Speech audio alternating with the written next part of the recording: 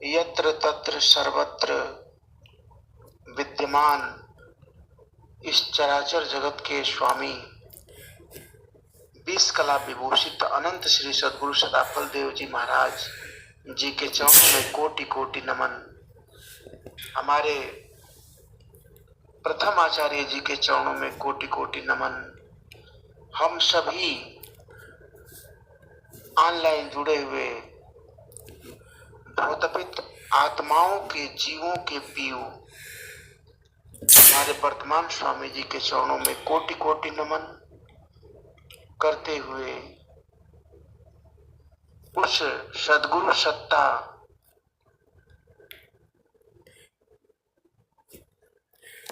के समस्त परिवार के चरणों में कोटि कोटि नमन। और ऑनलाइन जुड़े हुए सारे गुरु भाई गुरु बहन जिनके अंदर वह सद्गुरु सत्ता ही कहीं न कहीं से विद्यमान है, उन सारे गुरु भाई गुरु बहनों के चरणों में कोटि कोटि नमन करते हुए मैं अपनी वाणी को उस महान सद्गुरु सत्ता के थोड़ी सी सेवा में जो देने का सौभाग्य प्राप्त हुआ है, यह आज मेरे लिए बहुत ही सौभाग्य का दिन है। यह परम सौभाग्य की बात है कि आज उस परम सत्ता के चरणों में दो शब्द कहने का मौका मिल रहा है। वह परम सत्ता जो सद्गुरु के रूप में हमारे बीच में आज विद्यमान है।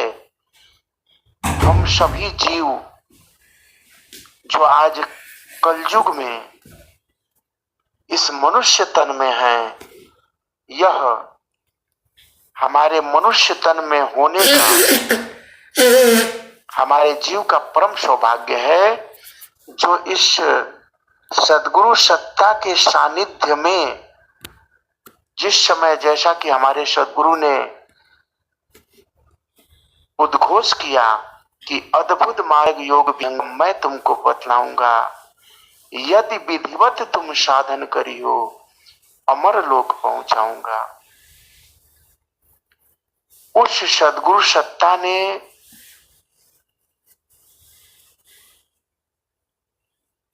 जो हमें वरदान के रूप में इतना बड़ा कि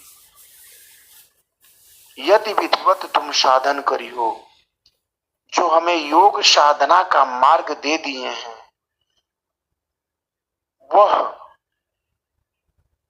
देवता और सारे चराचर जगत के सारे जीवों को दुर्लभ है। यहां तक कि मनुष्य तन में भी जितने जीव हैं, उनमें जिसको सद्गुरु सत्ता ने वर्ण किया है, उन्हीं के लिए यह उपलब्ध है। जैसा कि अभी हम शून्य शिखर गए हुए थे, तो हमारे वर्तमान स्वामी जी ने कहा कि आज जितने लोग इस सद्गुरु सत्ता से जुड़े हैं, उन पे सद्गुरु की बड़ी कृपा है। उनका वर्ण सद्गुरु ने स्वयं किया है, न कि हम उनके चरण को पकड़े हैं, जबकि सद्गुरु सत्ता ने खुद वर्ण किया है हमारा। और उसके पीछे बहुत बड़ा हमारा सौभाग्य है, हम ऐसे ही वर्ण नहीं कर लिए गए हैं। हमारी जो आत्मा है वह इस 84 लाख योनियों के प्राकृतिक त्रैतापों से ग्रसित होकर के और असहनीय दुखों को सहते हुए करोड़ों करोड़ों वर्षों से, करोड़ों करोड़ों जन्मों से बहुत बहुत ज्यादा कष्टों को सहते हुए एक बार मनुष्य तन को प्राप्त की है।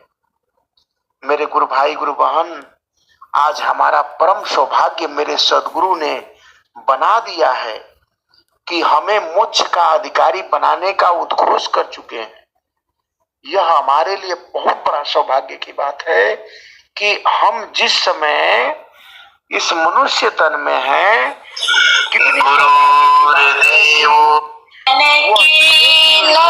तीसरी पीढ़ी चल रही है।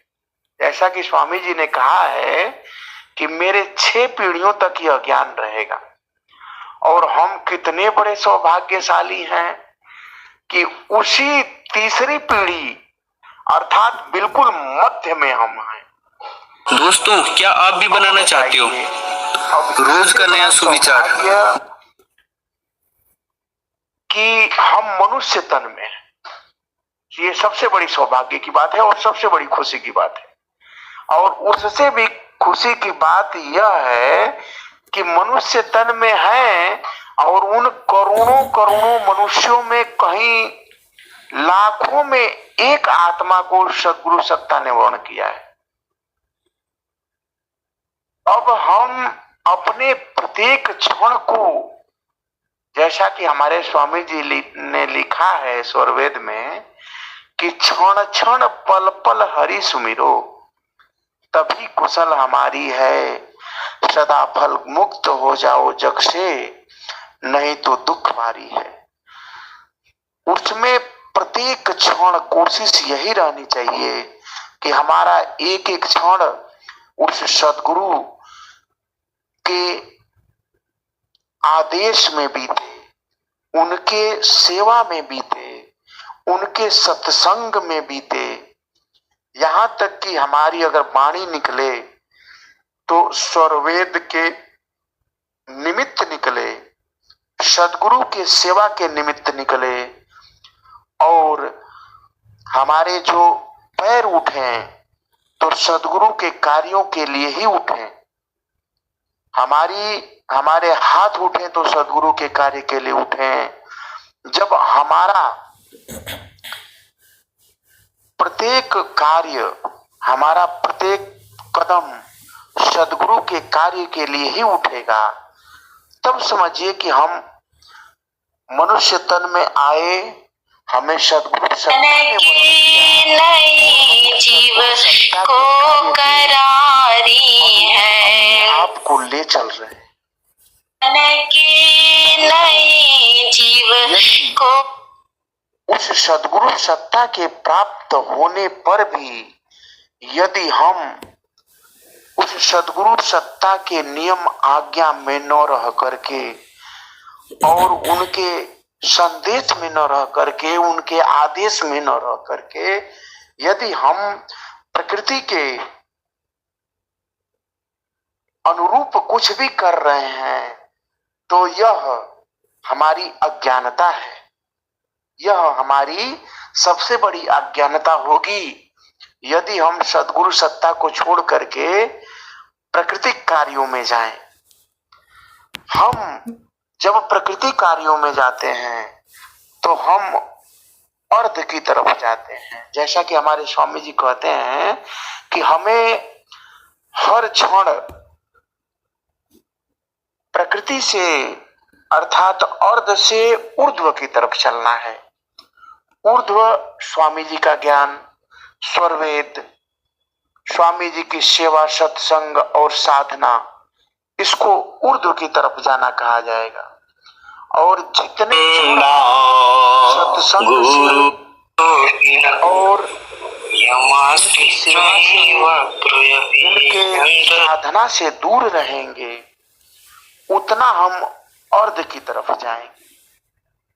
तो हमें कोशिश यही करनी है कि हमारा प्रत्येक क्षण सत्संग में, सेवा में सद्गुरु के, और उससे समय बचे तो साधना में। जो हम वाणी से कह रहे हैं यह तो सत्संग है ही, इसके अलावा हमारा ध्यान जब सत्संग खत्म हो तो किसी न किसी नए जीवों को कोशिश यही रहना है कि जहां दीप नहीं जला है, जहां अभी अंधेरा है, वहां दीप जले। अर्थात सद्गुरु का संदेश पहुंचे, सद्गुरु के स्वरवेद का प्रचार हो। जैसा कि उद्घोष में और हमारे संत और विज्ञान महाराज जी के संकल्प में हमेशा कहा जाता है कि हम सबका संकल्प महान, स्वरवेद महामंदिर निर्माण। तो स्वरवेद महामंदिर के निर्माण में जितनी सेवाएं हैं, जहां से अर्थ का अर्जन हो सके, किसी भी प्राणी का अगर 1 रुपया भी स्वरवेद मंदिर के निमित्त लग जाए तो उसका कितना बड़ा सौभाग्य है, यह वह नहीं जान सकता। इसी निमित्त उसका कितना बड़ा कल्याण हो जाएगा। तो हम जो दान करते हैं वह दान होता है, और ब्रह्म विद्या का जो दान है उसके प्रचार के निमित्त किसी से दान करवाना भी सबसे बड़ा दान हो जाएगा, वह महादान में आ जाएगा। क्योंकि ब्रह्म विद्या का प्रचार और उसके प्रचार में जो पैसा अर्जित होगा वह महादान कहलाएगा। तो हमें पुण्य करने की कोई जरूरत नहीं है। हमारा पुण्य भी हो तो स्वरवेद मंदिर में जो पैसा लग रहा है उसमें जितना उपार्जन उसके हो, हमारा जो प्रयास हो शुभ कार्य के निमित्त हो। सदगुरु को कोई पैसे की जरूरत नहीं है। वह तो स्वरवेद मंदिर अगर बनना है, अगर बन रहा है तो वह इसीलिए बन रहा है कि कम से कम इसी के निमित्त हम चलें। हम साधना में, और हमारी साधना तभी हो सकती है जब हम प्रचार प्रसार में रहेंगे। हम प्रचार प्रसार के लिए जब निकलते हैं तो प्रचार प्रसार में जब हम सत्संग करते हैं, जब किसी को बताते हैं, किसी से सेवा मांगते हैं, तो सेवा मांगने में हमारा जो अभिमान है वह घटेगा, वह खत्म होगा, और हम अभिमान से स्वाभिमान की तरफ बढ़ेंगे। हम जितना भी अभिमान खत्म होगा तभी हमारे अंदर सेवा आएगी, और जब सेवा आएगी तभी हमारी साधना बढ़ेगी। तो हमें कोशिश यही करनी है कि जैसा कि सदगुरु ने एक विधान बना चुके हैं कि हम प्रत्येक क्षण सेवा करें, सत्संग करें, और जो प्रचार प्रसार का कार्य है उसको करने में हमारी चेतना सदगुरु के कार्य में लगी रहे। जैसा कि जीवन का एक सत्य है, जैसे बड़े बड़े ऋषि महात्मा, बड़े बड़े वेदांगों में लिखा गया है कि जीवन के अंत समय में हम जिस याद में रहते हैं और जिसकी याद करके हमारा प्राण छूटता है, वही प्राण का छूटना ही उस याद में अगले जन्म का बंध है। जैसे हम जिस चीज की चेतना में ज्यादा रहेंगे, जिस चीज में ज्यादा हम ध्यान करेंगे, यह मरते समय इतना कष्ट होगा कि उसी चीज का माया के रूप में याद आती है। तो हम अगर सदगुरु के कार्यों में हमेशा रहेंगे तो स्वाभाविक है कि जिस समय बहुत कष्ट होगा, कहा जाता है कि मरते समय असहनीय कष्ट होता है, तो उस समय पे हमें सदगुरु की ही याद आएगी, सदगुरु के कार्यों की चिंता होगी। अरे ऐसा होगा तो सदगुरु का कार्य कैसे होगा। तो हम अपनी आदत इतनी बना लें, हमारी साधना इतनी बढ़ जाए, हमारा सत्संग इतना बढ़ जाए, हमारा सदगुरु के कार्यों की चिंता इतनी बढ़ जाए। इसीलिए सदगुरु ने प्रचार प्रसार का कार्य हमें एक आदत बनाने के लिए, ताकि हम सदगुरु के कार्यों में अपने कार्यों को छोड़ करके हम लगे। जैसा कि निष्काम कर्म योग श्री कृष्ण भगवान ने अर्जुन को बताया कि हे अर्जुन, निष्काम कर्म योग जो है वह अपना करके जीव मोक्ष को प्राप्त कर सकता है। तो निष्काम कर्म योग यही है कि हम प्राकृतिक कर्मों, जो कर्म हमारे लिए पैसा दे, हमारे परिवार का पालन पोषण करे, उसको छोड़ करके जब हम ऐसा कर्म करने लगे जो धर्म के निमित्त हो। जैसे हमारा धर्म समाज के प्रति भी है, हमारा धर्म हमसे जुड़े हुए चारों ओर के लोगों के लिए भी है। तो जब हमारा कर्तव्य सबके प्रति धर्म के पक्ष में होगा, तब हमारा कर्म निष्काम कर्म योग हो जाता है। और सबसे बड़ा धर्म इस समय यही है कि हम ब्रह्म विद्या प्रचार का जो कार्य है उसको ज्यादा से ज्यादा विस्तृत करें और ब्रह्म विद्या का सबको अधिकारी बना करके जीवों के कल्याण का कार्य करें। अब इससे बड़ा न कोई धर्म है और इससे बड़ा न कोई कर्म है। तो जब हम ऐसा अपनी आदत बना लेंगे तो वही निष्काम कर्म योग के श्रेणी में आएगा। इसीलिए सद्गुरु ने प्रचार प्रसार का कार्य और सेवा का कार्य और स्वरवेद बनाने का कार्य हम लोग को दे रखा है कि अपने जगत के कार्यों को हल्का फुल्का करते हुए, अपने परिवार का पालन पोषण करते हुए, आप कम से कम इस सेवा को करते हुए अपने जीवन में निष्काम कर्म योग को लाइए, जिससे आपकी चेतना हमेशा सद्गुरु के चरणों में लगी रहे और सद्गुरु के कार्य को करते हुए अपने जीवन को मोक्ष की तरफ लिखे। क्योंकि जीवन ऐसे ही नहीं मिल गया है। यह जीवन करोड़ों वर्षों के तपस्या के बाद, करोड़ों वर्षों के तप और कष्टों के बाद मिला हुआ है यह मनुष्य तन। आप जरा विचार करिए मेरे गुरु भाई गुरु भाई, हमें थोड़ा सा अगर कष्ट हो जाता है, अगर हम यूं समझ लीजिए कभी अगर गर्मी सी लग जाती है तो ये होता है कि अरे यार जल्दी से एसी चालू करो, बड़ी गर्मी है। अब जरा सोचिए हट करके, आपका जीव जैसे मनुष्य तन में थोड़ी सी गर्मी होने पे तकलीफ में आ जाता है, कहता है कि यार इतना कष्ट हो गया, मैं रात भर गर्मी में रहा, रात भर लाइटें नहीं आई, मच्छर काटे, इतना कष्ट तो कभी हुआ ही नहीं था।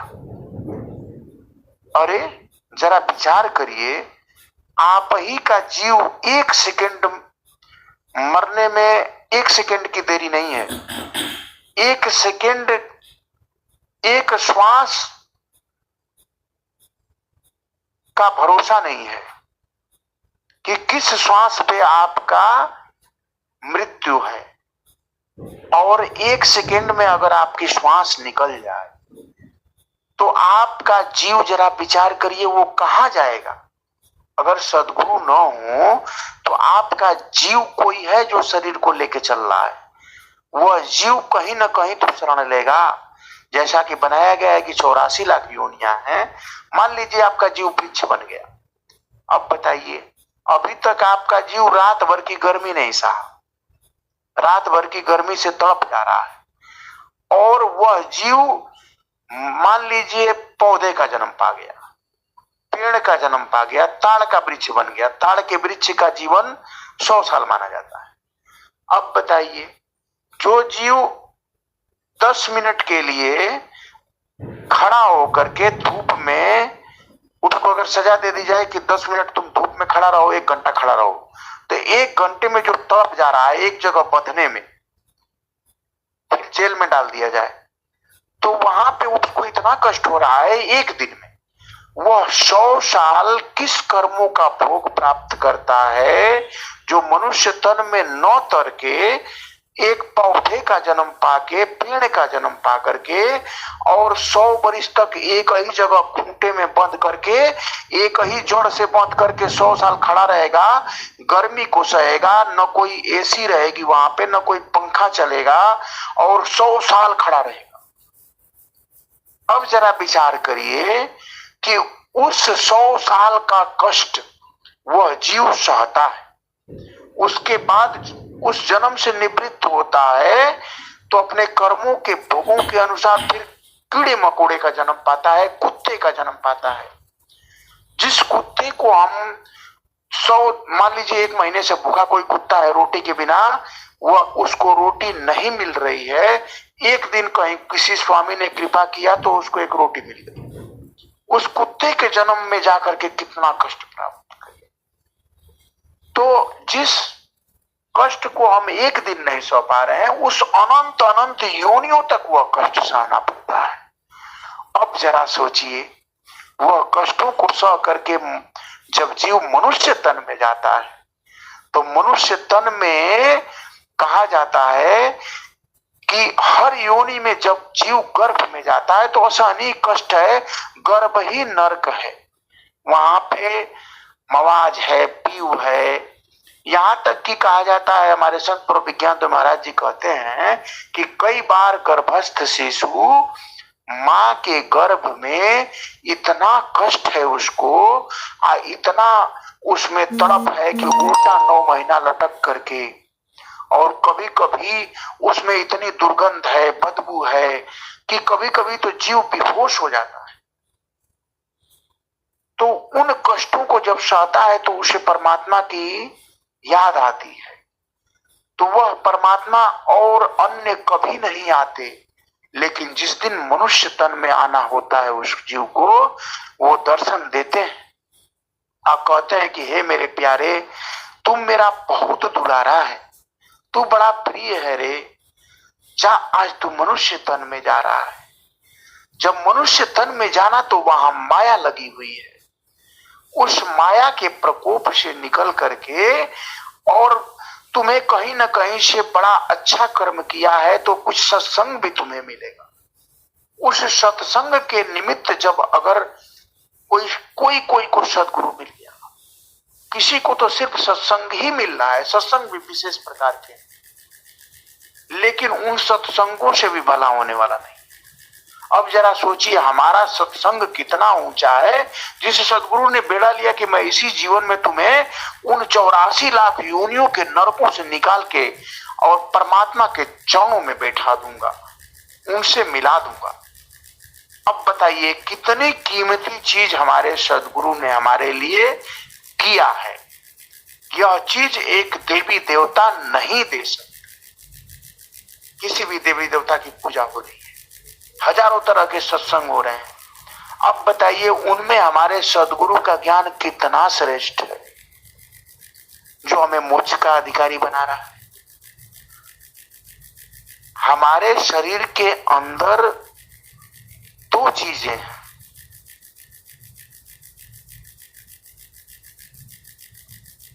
वह 2 चीजें हैं जो हमारे शरीर के अंदर हैं। ऐसा स्वामी जी ने लिखा है, मुझे कुछ क्लियर याद नहीं आ रहा है, कि 2 पंछी एक डाल पे करत निरंतर वास, एक असन फल करत है, एक सदा रहत उदास। एक पंछी अर्थात एक जो शरीर है, इसमें 2 पंछी बैठे हुए हैं। एक पंछी हमारा मन है, जो हमारे शरीर का ही बस ध्यान देता है, शरीर के सुखों का ही ध्यान देता है, जो हर जन्म में, हर जीव के हर जन्म में 84 लाख योनियों में शरीर को सुख देता हुआ आया है, और मनुष्य तन में एक बार आत्मा को धने का मौका मिलता है।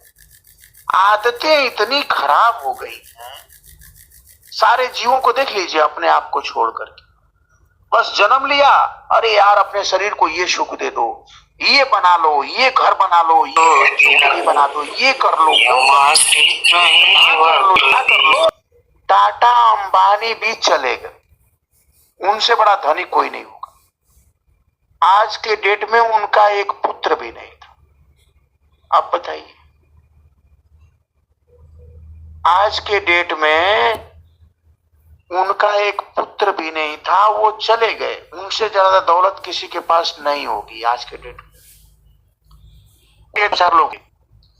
तो बताइए उन्होंने धन उपार्जन करके, आप उन लोगों से लोग माँ के रूप में फंसे हुए, माया में फंस करके, और टाटा अंबानी को भी बोला जाता था बहुत दान पुण्य कर देती, लेकिन अगर वो सदगुरु साधक नहीं हुए तो फिर कहीं राजा हो जाएंगे या फिर कहीं किसी भोग में जाएंगे, तो कहीं ना कहीं से वह राजा भी गलती करेगा अगर सदगुरु सुन नहीं पाएगा।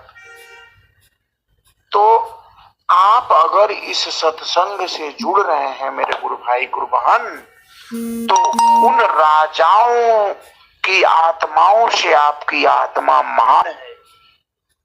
आप इतने महान हैं जिसको सद्गुरु सत्ता ने वर्ण किया है मोक्ष प्रदान करने के लिए। उन सभी प्राकृतिक त्रैतापों से दूर करके उस परमात्मा से मिलाने के लिए आपकी आत्मा को सद्गुरु सत्ता ने वर्ण किया है। यह कितना बड़ा महान कार्य हमारे लिए सद्गुरु ने किया है। उस सद्गुरु सत्ता का कोटि कोटि धन्यवाद कि हे सद्गुरु, हमारा मन क्यों सत्संग से हट करके और दूसरी ओर चला जाता है। हे प्रभु, कुछ ऐसा करिए जिससे हमारा मन हमेशा सत्संग में रहे, हमेशा आपकी सेवा में रहे, हमेशा आपकी साधना में रहे, तब जा करके हमारा कल्याण है। लोक की संपदा एक सांस समनाई, हीरा समय है हरि सुमिरन के माय। ये सांसों को एक सांस पे हरि का नाम लिखिए, उस प्रभु का नाम लिखिए, उस सद्गुरु का नाम लिखिए, तभी हमारी चेतना अर्ध से ऊर्ध्व होगी, हमारी चेतना सद्गुरु के ध्यान में होगी, हमारी चेतना सद्गुरु के करीब होगी। गुरु नियम आज्ञा में गमन गुफा व निधन खतर है, गुरु भक्ति जीवन रत्न है, गुरु भक्त रब को प्रिय है। ज्ञान और वैराग्य वे मिले निज हंस को, गुरु मिले प्रभु मिले सुख शांति मंगल वंश को। सब कुछ तो गुरु हैं, फिर वंश के लिए करने की क्या जरूरत है। जिस पुत्र के लिए, जिस पत्नी के लिए आप रात दिन मेहनत करके पैसा कमाए ना, वह पत्नी और वह पुत्र 2 मिनट में आपको मारा यदि आप धर्म पे नहीं है तो। आपकी का अधर्म करके दो पैसा कमा लीजिए, आपका बेटा निश्चित है कि नालायक निकल जाएगा। तो हमारे कबीर साहब कहे हैं कि पूत कपूत का धन संचय, अपूत सपूत का धन संचय। यदि आप धन संचय कर रहे हैं पाप कर्मों द्वारा और आपका पुत्र कुपुत्र हो जाए तो उस धन का क्या फायदा। उस धन को एकत्र करने का आपके जीवन में कोई मोल नहीं है, कोई फायदा नहीं। और यदि आपका पुत्र शुद्ध हो जाए, कहा जाता है कि यदि आप धर्म है, आप अगर किसी का बिगाड़ नहीं किया तो निश्चित है कि आपका बेटा भूख ही मरेगा। आपने अगर किसी का अधर्म नहीं किया तो यह निश्चित है कि कहीं ना कहीं से वह करोड़ों गुना मिल करके वह आपको मिलेगा बन करके। तो क्या जरूरत है हमें किसी को तकलीफ दे करके धन इकट्ठा करने की। क्या जरूरत है हमें उस पुत्र के लिए, उस परिवार के लिए हम किसी को कष्ट दे करके धन एकत्र करें। वह कहीं से लगेगा, वह दुख पैदा करेगा और उससे भोग बन करके मिलता है।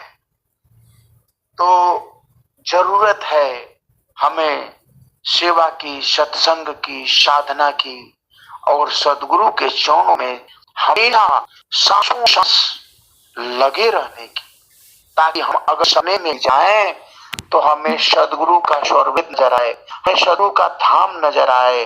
हम कहीं, जैसा कि संत प्रभु विज्ञान महाराज जी कहते हैं कि हम कहीं स्वर्ग मंदिर में प्रार्थना कर रहे हों, ऐसा स्वप्न हो। ऐसा हम अपनी चेतना बना दें 24 घंटे सद्गुरु के कार्यों में। हम आंख भी बंद करें, हम कोई कार्य करें तो हमें सद्गुरु के अलावा और कोई न दिखाई दे। जब ऐसा होने ले तब समझिए कि हमारी चेतना और से उर्ध हुई। और जब ऐसा होगा ना तो ध्यान भी लगेगा। और जब तक ऐसा नहीं होगा, आप 10 मिनट दूरी हो गए, मुझे यहाँ 1 सेकंड नहीं लग सकता, प्रकृति रहे। तो जो कि समय की लिमिटेशन है, सबकी माध्यम है। अतः मैं आप सब भाई गुरु बहनों के चरणों में कोटि कोटि नमन करते हुए, कहीं न कहीं से वह सद्गुरु सत्ता ही विद्यमान है, तभी आप लोग इस संघ से जुड़ रहे हैं। आज कितने संतों का दर्शन हुआ, कितने संतों का सानिध्य मिला, इससे हम भी धन्य हो गए और हमारी आत्मा भी आज धनतेरस के दिन धन्य हो गई। आप सबको धनतेरस की बहुत बधाई। और माँ लक्ष्मी जी सबके घरों में इतना है कि हमें सद्गुरु की सेवा कहीं से रुके ना और सद्गुरु के कार्यों में हम लगे रहें। इसके लिए उस सत्ता में कोटि कोटि नमन करते हुए, मैं अपनी वाणी को आप उसके कल्याण निमित्त करते हुए और मैं अपनी वाणी को सर्वसत्ता के चरणों में विराम करता हूँ।